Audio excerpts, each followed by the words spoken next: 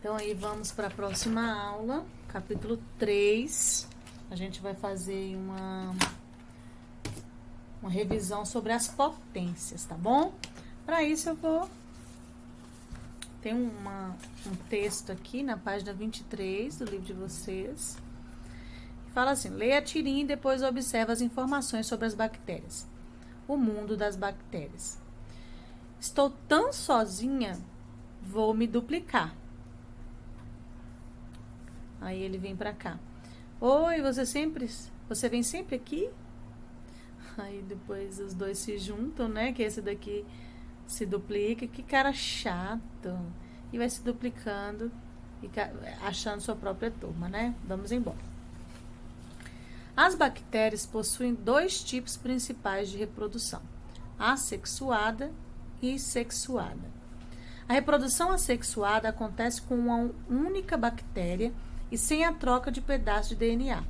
É a forma mais rápida de as bactérias se reproduzirem. Na produção assexuada, a célula bacteriana divide-se em duas partes. Cada uma dessas partes será uma nova bactéria igual à primeira. A cada intervalo de tempo, o número de bactérias dobra. Com isso, em questão de horas, uma única bactéria dá origem a diversas outras. Como todos os descendentes são iguais, se por acaso o ambiente mudar e tornar-se mortal para a primeira bactéria, todas as outras também morrerão, o que é uma desvantagem nesse tipo de reprodução.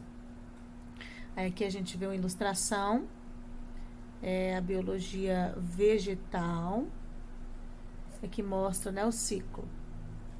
Uma bactéria vai dar origem a outra, né, similar à primeira, e elas vão se separar. Aqui nós temos a bactéria Lactobacillus acidophilus, aumentada aproximadamente de 5.461 vezes, colorida artificialmente. Aqui na visão do microscópio, né? Nem todas as bactérias são causadoras de doenças. Muitas delas são encontradas em queijos, leites, iogurtes e outros alimentos fermentados. Inclusive, no nosso corpo vivem milhões de bactérias aí que são necessárias. No nosso intestino, por exemplo, tem bactérias que elas são importantíssimas para o bom funcionamento do intestino, mas são chamadas de bactérias boas, né? Quando administradas em quantidades adequadas, essas bactérias são benéficas à saúde. A esses organismos dá-se o nome de probióticos, termo derivado do grego que significa pró-vida. Aí então, nós vamos realizar aqui, essa tabelinha está na página 24, nós vamos responder.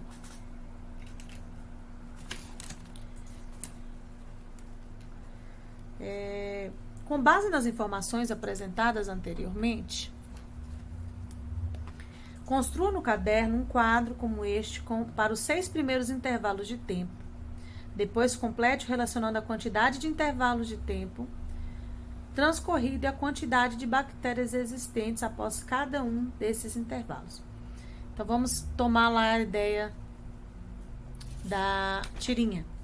No momento zero, naquele momento inicial, nós tínhamos uma bactéria existente, não foi?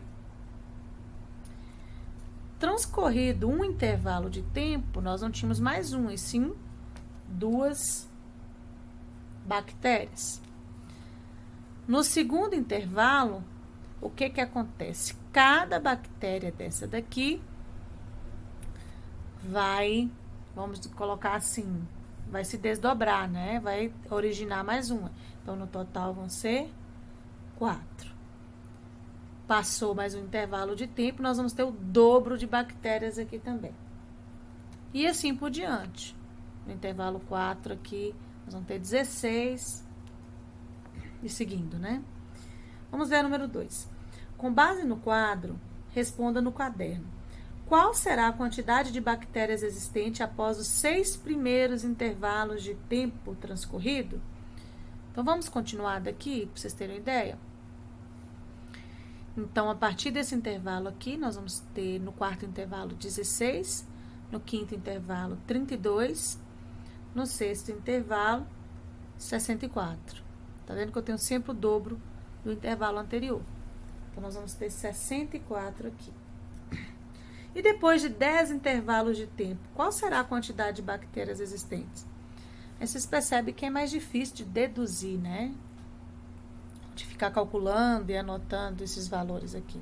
Então, a gente percebe que a gente vai ter que encontrar uma forma mais fácil. Vamos pensar aqui. Se a cada intervalo de tempo eu observo aqui que o número de bactérias dobra, então eu teria o quê? Aqui 2, aqui 2 vezes 2, aqui 2 vezes 2 vezes 2, e a gente percebe que isso eu posso transformar numa potenciação, tá vendo? Que nós vamos ver mais adiante. E a gente observa que o número de termos aqui é a mesma quantidade do intervalo de tempo transcorrido. Tá vendo? Se eu tivesse aqui 4, eu teria aqui 16, não é? Que é 2 vezes 2 vezes 2 vezes 2. Ó, iniciando aqui a primeira bactéria que se desdobrou. E aí cada bactéria vai também dobrar, tá vendo? E aí segue de novo dobrando, segue de novo dobrando. E o que eu imagino aqui? Que para eu descobrir, depois de 10 intervalos de tempo, eu teria que fazer 2 vezes 2 vezes 2 vezes 2, 10 vezes. Mas é complicado escrever isso tudo aqui, não é? Então, eu vou usar aquela operação de potenciação. Tá bom? Que nós aprendemos lá no 6º ano. 2 elevado à 10ª potência, que se você multiplicar direitinho, vai dar 1024, tá bom? Então, no 10º intervalo de tempo, nós teremos 1024 quantidade de bactérias. Como é que eu posso expressar isso em uma expressão algébrica? Como é que eu posso escrever isso, formular isso, na forma de expressão que desse para você calcular? Nós já percebemos que a base aqui desse problema, se eu for considerar a potenciação, é o número 2, porque é sempre o dobro, né, da quantidade de bactérias. E a quantidade, o resultado final é sempre elevado ao número de intervalos de tempo transcorridos, tá vendo? Se eram 10 intervalos, tá vendo onde é que o 10 fica aqui? Bem no expoente. Então, a base é o 2, eu vou chamar assim, eu vou chamar de N o número de intervalos de tempo transcorridos, né? E eu vou colocar aqui. Então, essa expressãozinha aqui, vocês conseguem calcular qualquer quantidade de bactérias se eu der para vocês os intervalos. Se eu te falar assim, com 5 intervalos de tempo, vocês vão fazer 2 elevado a 5. Com 12 intervalos de tempo, quantas bactérias nós teremos? 2 elevado a 12. Entendeu? Então, eu deixo isso daqui para vocês, ou para que alguém use isso como uma expressão que permite calcular mais facilmente, tá bom? Então, vamos ver aqui. De uma forma geral, quando eu escrevo isso daqui, eu estou deixando isso de uma forma generalizada, que vai servir para qualquer situação. Então, lá no 6º ano, a gente aprende o que é uma potenciação. Quando eu tenho uma multiplicação de N fatores, tá vendo? Ou N vezes, e esses fatores são todos iguais, eu posso escrevê-los na forma de uma potenciação, tá vendo? A elevado a N quer dizer que é A vezes A vezes A, N vezes. Então, aqui como exemplo, ó, 3 elevado à 4ª potência, tá vendo? Quer dizer que é 3 vezes 3 vezes 3 vezes 3. 4 vezes, tá vendo? O número do expoente, quantidade. Menos 2 elevado a 5. É menos 2 vezes menos 2 vezes menos 2 vezes menos 2 vezes menos 2. Tá faltando uma aqui. 5 vezes, tá vendo? Que vai dar menos 32. Isso daqui nós também já vimos em sala. 10 elevado a 1. É ele uma vez, 10. 3 quintos elevado ao quadrado. É 3 quintos vezes 3 quintos. Vai dar 9/25. Então, a potenciação, ela vai simplificar essa multiplicação aqui, em que o fator se repete várias vezes. Tá vendo?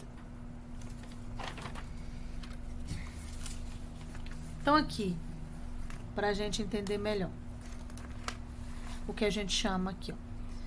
Aqui de uma forma generalizada, podia representar qualquer número. Lá nos exemplos, nós tínhamos números aqui no lugar dessas letras, né? Mas aqui, A elevado a N. O A ele está ocupando aqui um espaço que representaria, ele representa, na verdade, qualquer número real que a gente chama de base, tá bom? O A é o que a gente chama de base. O N aqui é o que a gente chama de expoente. A base é o fator que se repete, o expoente é quantas vezes ele vai se multiplicar, tá bom? E aqui eu coloquei um avisinho para vocês prestarem atenção que o resultado dessa potenciação aqui é diferente dessa. Por quê? Aqui você percebe que o 2 está sendo elevado ao quadrado, tá vendo? O sinal de negativo não. Aqui, pelo contrário, eu tenho menos 2 elevado ao quadrado, é menos 2 vezes menos 2. Aqui é só o 2, então menos permanece aqui. Aqui vai dar menos 4 e aqui vai dar mais 4, tá bom?